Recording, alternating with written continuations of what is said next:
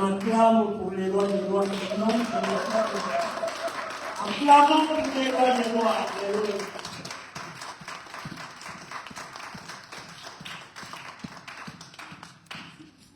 Merci. Je vous salue tous au nom de notre Seigneur Jésus-Christ. Que le Seigneur vous bénisse pour votre présence. Et je tiens à remercier aussi nos responsables, nos pasteurs, qui continuent à nous faire confiance et à nous confier ce travail. Que dire? Je crois que ce que nous avons écouté, c'était déjà la prédication de ce midi. Donc, je ne vois plus quoi dire encore, nous dire encore. Mais comme il y avait quelque chose que j'ai préparé, je tiens à vous partager ces quelques minutes. Mais avant que nous puissions partager cette parole, je veux que nous puissions incliner nos têtes et que nous puissions prier. Tendre Père, nous voulons encore une fois de plus te bénir, Père de gloire, pour tout ce que tu fais et que tu as accompli dans nos vies. Et merci, Père de gloire, de ce que ce midi, il t'a plu de nous mettre à part pour que nous puissions te célébrer, t'écouter. Papa, nous te disons merci pour ce qui s'est fait à Roma. Nous te disons merci pour notre frère qui nous a partagé, Père de gloire, sur l'ONG AMPO. Et merci, Père de gloire, de ce que, au travers de cette association, c'est vraiment la mise en pratique de notre thème que nous sommes en train de partager, de s'arrêter pour le prochain. Et me voici, Père de gloire, Seigneur Jésus, humainement parlant, je ne peux rien sans ton esprit. C'est pourquoi je viens à toi. Que tu m'aides, Père de gloire, à transmettre les choses de ton cœur à ton cœur. Ils sont venus devant toi et non devant moi. Et chacun est venu, Père de gloire, avec ses préoccupations. C'est pourquoi je te prie, Père de gloire, que tu puisses, Père de gloire, Seigneur Jésus, répondre au travers de cette parole aux besoins de tout un chacun de nous. Béni soit ton nom, gloire, louange te soit rendue au nom de Jésus. Amen. S'arrêter pour les prochains, c'est notre thème. Aujourd'hui, je n'ai pas de sous-thème, donc nous allons partager toujours sur ce thème. Arrête-toi pour les prochains. Et ce midi, nous allons lire un seul verset dans 1 Samuel 12, 23.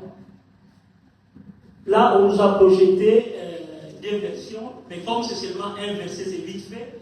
Moi, je vais lire ça en 4 versions. Donc, nous allons lire ça en parole de vie, 8 secondes, Bible dictionnaire et français courant.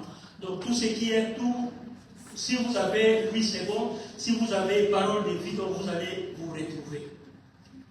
Donc, je lis d'abord la parole de Dieu dans parole de vie. 1 Samuel 2, 12, 23. La Bible dit ceci. Moi, je ne vais pas commettre un péché contre le Seigneur en m'arrêtant de prier pour vous. Je continuerai à vous montrer les bons chemins, les chemins droits. Louis II nous dit, loin de moi aussi de pécher contre l'Éternel, de cesser de prier pour vous, je vous enseignerai les bons et les droits chemins. Et la Bible du Seigneur nous dit, en ce qui me concerne, que l'Éternel me garde de commettre une faute contre lui en cessant de prier pour vous. Je continuerai à vous enseigner les bons et les droits chemins. Et français courant que j'ai beaucoup aimé. Quant à moi, je me garderai bien de pécher contre le Seigneur en cessant de prier pour vous. Je continuerai de vous indiquer les bons et les droits chemins. Que le Seigneur bénisse sa parole. Amen. Comme l'indique le texte que nous avons lu, 1 Samuel 12, 23, les paroles que nous venons de lire, ce sont les paroles du prophète, ceci pas du juge Samuel. Nous savons qui est Samuel. Il est né de cette femme que Dieu a rendue stérile. Cette femme qui autrefois a répandu son cœur devant l'Éternel, que le prophète Élie a considéré comme ivre. Samuel, c'est parmi les derniers juges d'Israël. Samuel, c'est le produit de la prière. Il n'est pas né n'importe comment. Sa mère l'a reçu au pied des genoux. Samuel, un homme intègre. Mais bien aimé, avant que nous puissions aller plus loin, nous devons comprendre dans quel contexte Samuel a dit ces paroles. C'était dans quelles circonstances Samuel a prononcé ces paroles de 1 Samuel 12, 23. Loin de moi aussi de pécher contre l'Éternel, de cesser de prier pour vous. C'était dans quel contexte Samuel a prononcé ces paroles. Bien aimé, comme vous le savez bien, deux péchés ont été à la base de l'échec d'Israël. Pas trois, pas quatre, deux péchés. Premier péché, c'était l'idolâtrie, qui était à la base du peuple d'Israël. Et l'idolâtrie, c'était par rapport à Dieu. Et le deuxième péché qui a fait l'échec, qui était à la base de l'échec du peuple d'Israël, c'est l'injustice sociale. Et l'injustice sociale, c'est par rapport au prochain. Et autrefois, nous l'avons vu, pour ce peuple que Dieu a délivré par sa main puissante, autrefois c'était les veaux d'or avec Aaron. Mais cette fois-ci, dans ce contexte que nous venons de lire dans le chapitre 12, Israël va encore échouer. Israël va commettre un péché aussi grave qu'autrefois qu'ils ont demandé un veau d'or. Quel est ce péché? Quel est ce péché? Ils ont demandé un roi. Alors que c'est Dieu qui était leur roi, c'est Dieu qui était non seulement il était leur roi, il était leur Dieu et il était leur roi. Israël n'était pas n'importe quel peuple. C'était la marque de Dieu, la fabrique de Dieu. Dieu, si je peux le dire de la manière dont Dieu a fabriqué ce peuple, Dieu a créé ce peuple au travers d'Abraham. C'est au travers d'Abraham que Dieu a mis en place le peuple d'Israël. Donc c'était sa marque, c'était sa fabrique, c'était son peuple à lui. Et c'était lui qui était leur Dieu, c'était lui qui était leur roi. C'est pourquoi, vous savez, dans tous les régimes, vous savez, comme dans les régimes présidentiels, quand on a un président, dans nos pays, on a la Constitution. Et pour Dieu, comme il était le roi d'Israël, il avait aussi donné la Constitution au peuple d'Israël qui étaient les 10 commandements. Et si nous regardons les 10 commandements, nous allons voir toujours que ces 10 commandements étaient tournés en deux. Les premiers 6 commandements concernaient Dieu lui-même et les 4 autres concernaient les prochains. Et c'est exactement ce qu'on nous a dit ici. Nous devons prendre soin des prochains. Donc Dieu n'a pas donné à ce peuple d'Israël ces 10 commandements en vain. Il voulait que ce peuple puisse comprendre qui il est. Il voudrait que ce peuple puisse comprendre qui est mon prochain. C'est pourquoi les 10 commandements. Et ces 10 commandements n'étaient pas seulement pour comprendre qui est Dieu, mais c'était pas seulement pour comprendre qui est mon prochain, c'était aussi pour régler leur conduite pendant leur marche dans le désert. C'est pourquoi Dieu a donné ces 10 commandements.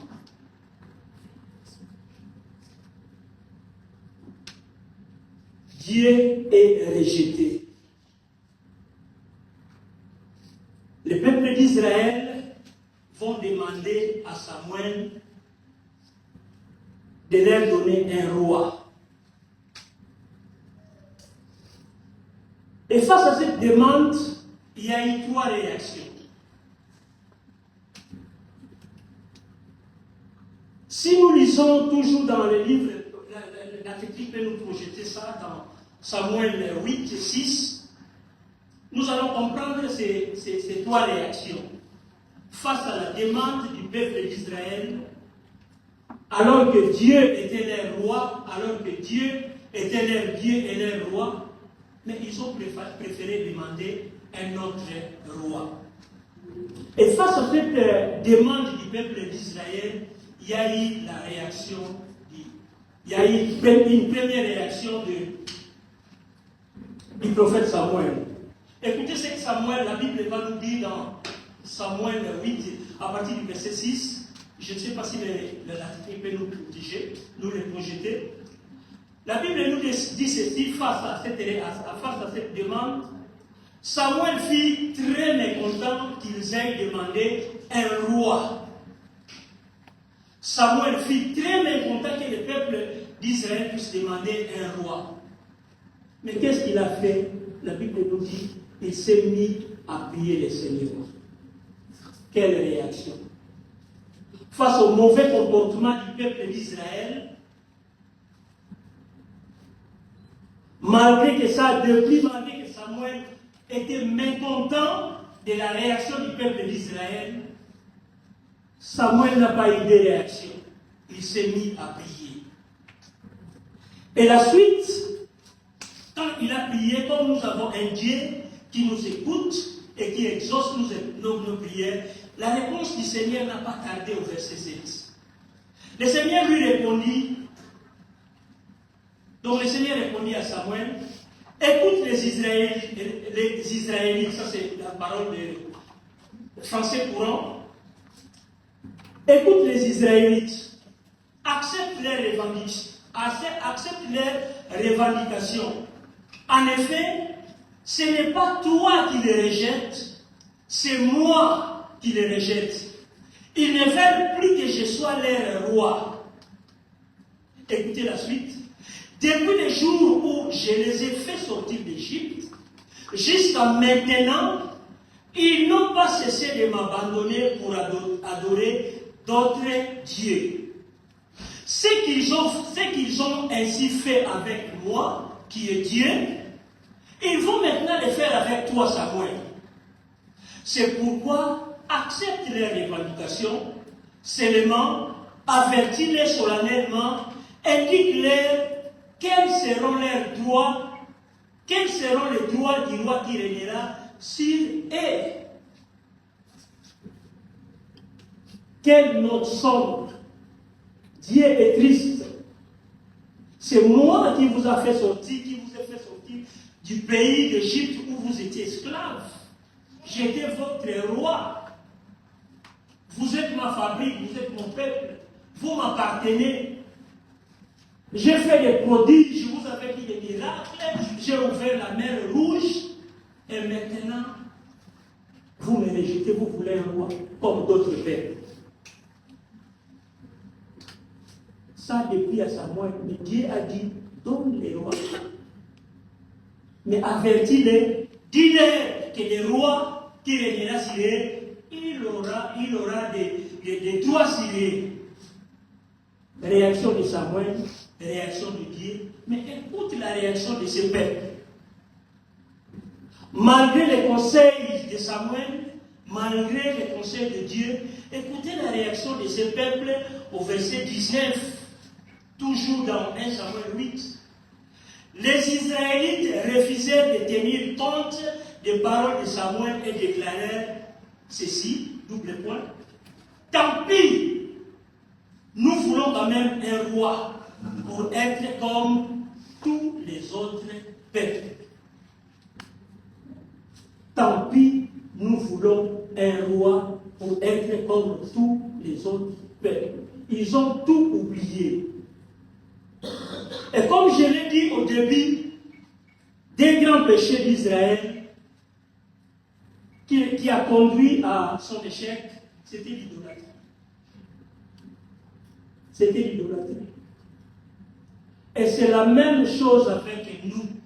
Nous sommes dans le même cycle. Il n'y en a pas 3, il n'y en a pas 4, il n'y en a pas 5.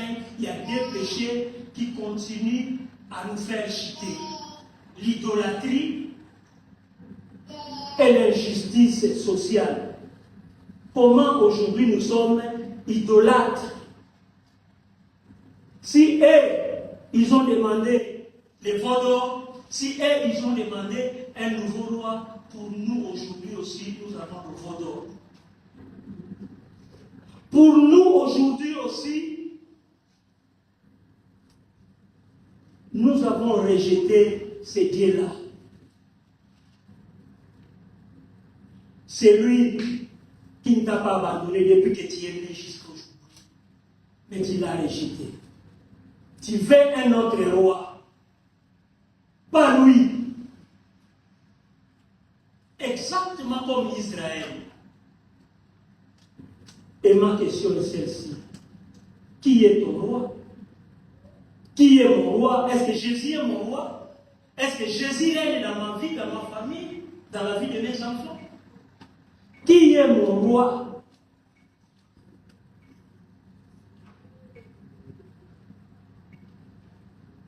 Bien-aimé, tu peux, nous pouvons rejeter tout ce qui est dit ici.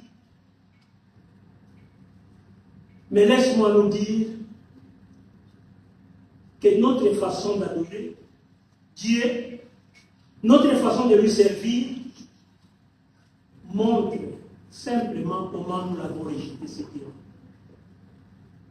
Je le répète, aujourd'hui nous avons aussi rejeté ce Dieu-là.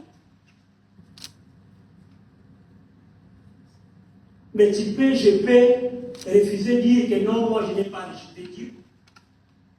Mais seulement regarde comment tu l'adores. Seulement regarde comment tu es en train de lui servir. Et tu auras la réponse si tu n'as pas rejeté ce Dieu. Si tu n'as pas rejeté Jésus-Christ. Une note triste pour le prophète Samuel, qui est le conducteur de ce peuple, qui est le juge de ce peuple. Et une tristesse pour ce grand Dieu-là, créateur du ciel et de la terre, mais qui cède devant ses créatures. Qui cède devant ses créatures. Bien aimé, c'est qui m'a touché dans la vie de cet homme. Samuel, ces prophètes, ces juges d'Israël, c'est vraiment sa réaction. Des hommes et des femmes qui ont péché, j'ai toujours prié pour eux. Ils ont péché, j'ai prié pour eux. Dieu m'a dit de donner conseil. Je les ai donné les conseils, je les ai avertis. Mais malgré ça, ils ont dit, ils ont refusé. Ils n'ont pas tenu compte de mes paroles. Ils ont dit, tant pis, nous voulons quand même un roi. Malgré cette réponse-là, la réaction de Samuel, c'était autre, qui a abandonné ce peuple-là. Sa réaction, nous l'avons lu dans 1 Samuel 23, 12. Loin de moi, et cessez de prier pour vous. Et c'est ça, s'arrêter pour les prochains.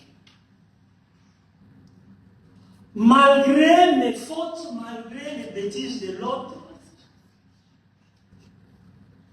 nous sommes appelés à s'arrêter pour les prochains. Samuel pouvait abandonner ces peuples-là, qui depuis sa jeunesse les portaient par la prière. Et aujourd'hui, Samuel a l'âge avancé. Mais il a continué, il a dit, en ce qui me concerne, que l'Éternel me garde de commettre une faute contre lui en cessant de prier pour vous. Donc pour Samuel, cesser de prier pour Israël, c'est un péché. Et le vendredi, quand nous sommes ici, quand nous étions ici, j'ai lu ça dans la grande Bible de Tob qui est dans notre bibliothèque. J'ai vu que Samuel avait dit dans le livre de Tob, pour lui, s'arrêter de prier pour Israël, c'est une abomination. Pour lui, quand il s'arrête de prier pour eux, c'est une abomination. Donc il ne s'arrêtera pas, même s'ils vont pécher 1000 fois, lui, il va continuer à prier pour eux. En d'autres termes, il va continuer à s'arrêter pour les prochains. Quelle est ma réaction quand l'autre tombe? Est-ce que je m'arrête pour le prochain? Quelle est ma réaction? Regarde la réaction de Dieu. Son peuple à lui, il a cédé. Son peuple à lui, il a cédé. Regarde la réaction du prophète Samuel. L'homme qui priait en tout moment pour eux, mais face à leur défi, il a dit, je ne cesserai pas de prier pour vous. Aujourd'hui, c'est la mode dans nos églises. On a cessé de prier pour les autres. Aujourd'hui, c'est la mode dans nos églises. On a cessé d'adorer et de chanter pour les autres. Aujourd'hui, dans nos églises, on a cessé de servir Dieu à cause des autres. C'est à la mode. Pourquoi tu ne fais pas ça? Ah, je ne fais plus parce que le frère Billy m'a fait ça. Pourquoi tu n'intercèdes plus, tu ne viens pas d'intercession? Ah, j'ai fait ça parce qu'un tel m'a fait ça. Je ne m'arrêterai plus pour les prochains. Mais ce n'était pas le cas pour Samuel. Et la réaction de Samuel m'a fait comprendre une chose.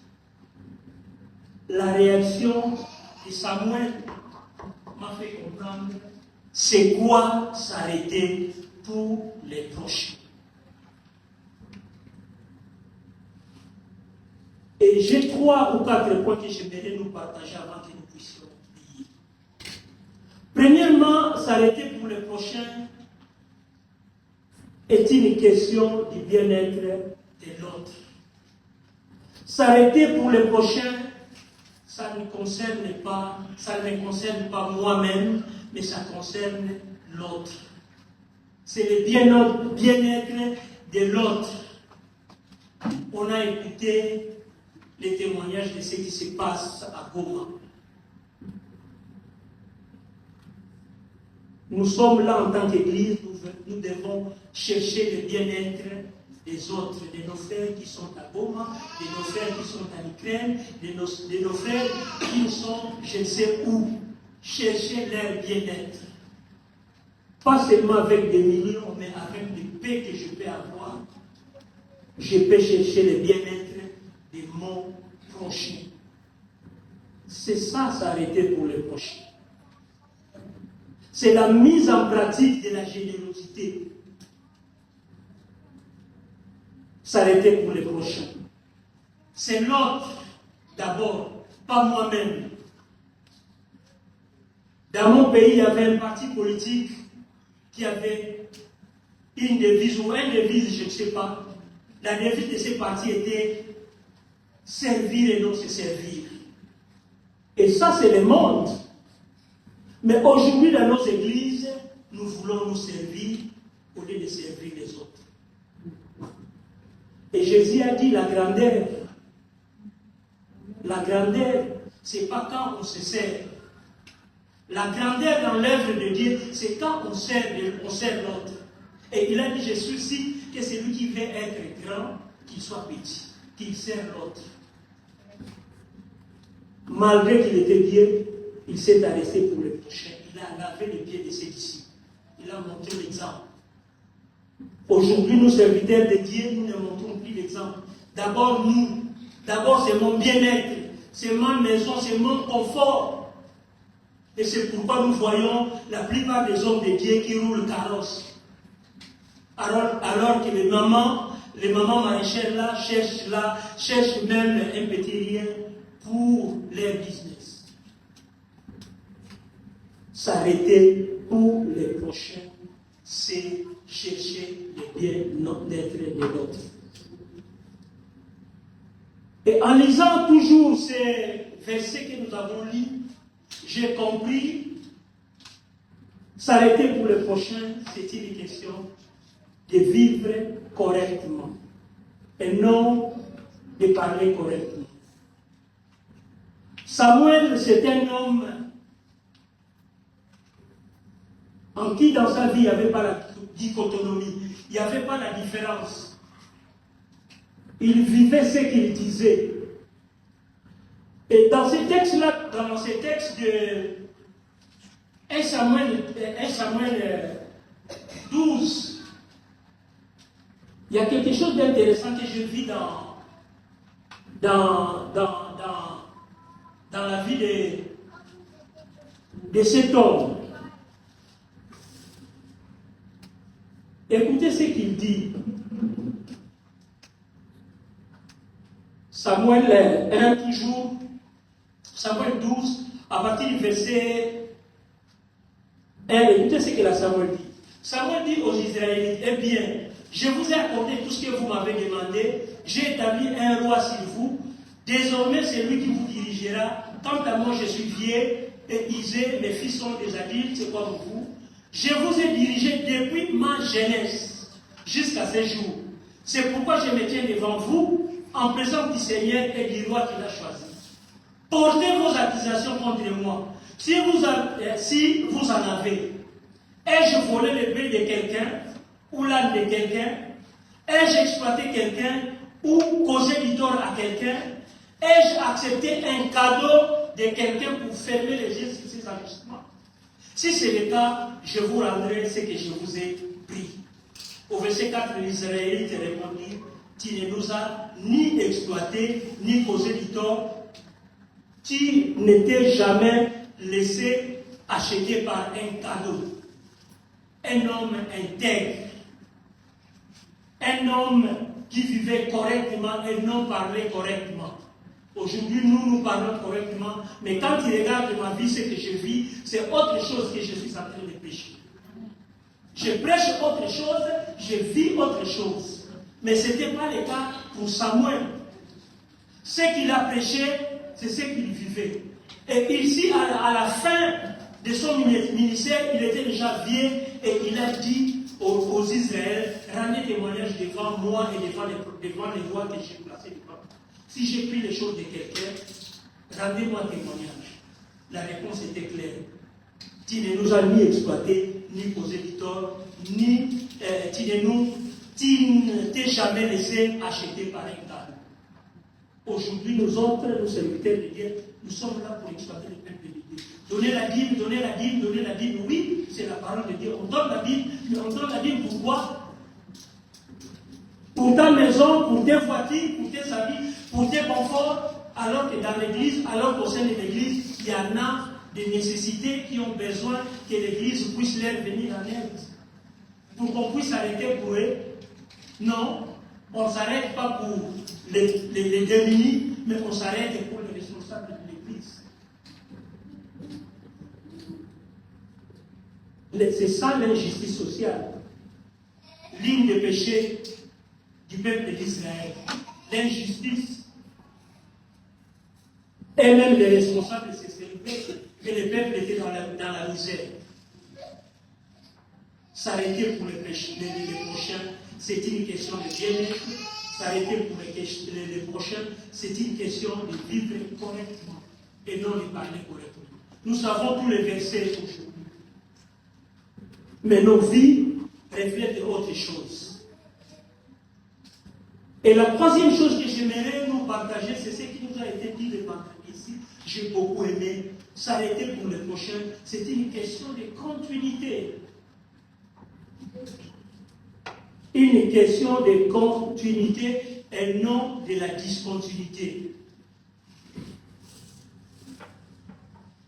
Samuel a dit, en ce qui le concerne, que l'Éternel me garde de commettre une faute contre lui, en cessant de prier pour vous. Je continuerai à vous enseigner les bons et les droits chemins. Je continuerai. Aujourd'hui, nous ne sommes plus dans la continuité, mais nous sommes dans l'abandon. Je le répète, nous ne sommes plus dans la continuité. Nous sommes dans l'abandon. Et ma question est celle-ci. Qu'as-tu cessé de faire? Qu'est-ce que tu as cessé de faire dans ton église? Ça, c'est premièrement. Qu'est-ce que tu as cessé de faire dans la vie de ta famille? Qu'est-ce que tu as cessé de faire dans la vie de cette société ou de, de nos nations? Qu'as-tu cessé de faire? Bien-aimé, Samuel a dit, loin de moi de cesser de prier pour vous. Et comme je l'ai dit autrefois, aujourd'hui, c'est à la mode dans nos églises. On a cessé de servir. Mais ce n'était pas pour les cas pour Samuel.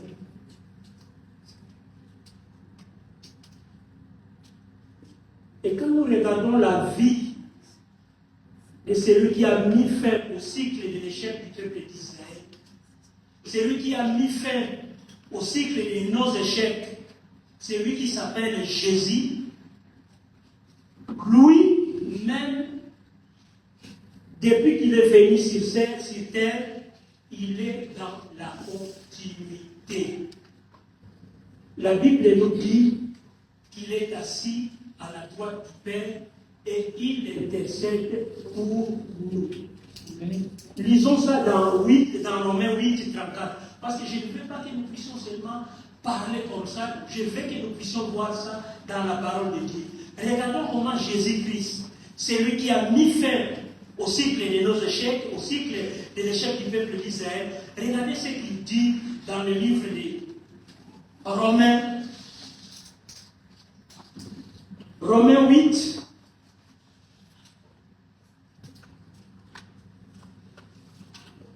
Romains 8, le verset 34.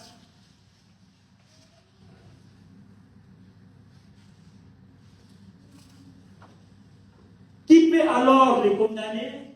Personne, car Jésus-Christ est celui qui est mort, bien plus qu'il est ressuscité, il est à la droite de Dieu et il prie en notre faveur. Jésus-Christ lui-même, c'est lui qui a mis fin au cycle de nos échecs. Il est dans la continuité.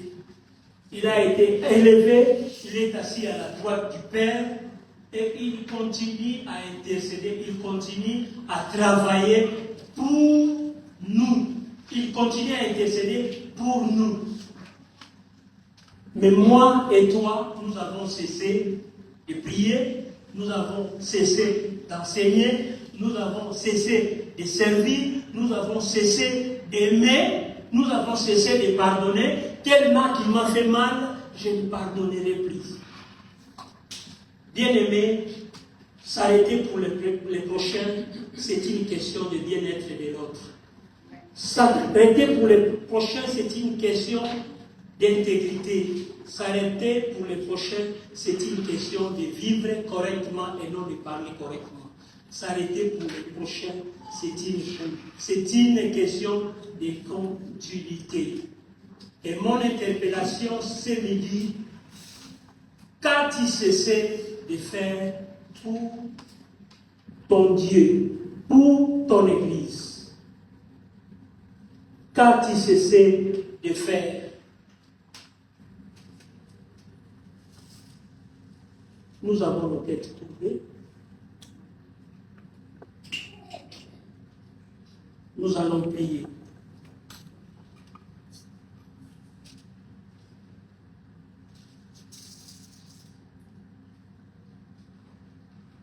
Nous ne voulons pas être comme le peuple d'Israël. Rejeter cette parole que nous avons écoutée ce midi. Le fait de refuser cette parole ou de s'opposer à cette parole, c'est simplement dire que Dieu, tu n'es pas mon roi. Mais si tu reconnais que c'est lui qui est ton roi, accepte en toute humilité cette parole. Et pose-toi la question, qu'as-tu cessé de faire pour lui? C'est toi seulement qui as la réponse. Qu'as-tu cessé de faire? Pourquoi as-tu cessé de servir? Autrefois, tu étais là à l'air. Tu étais le premier arrivé à l'église. Mais tu as cessé d'être le premier. Je ne sais à cause de quoi. À cause du travail, à cause du mariage, à cause des enfants, à cause du rejet que tu as subi, je ne sais pas. Prends une décision et change.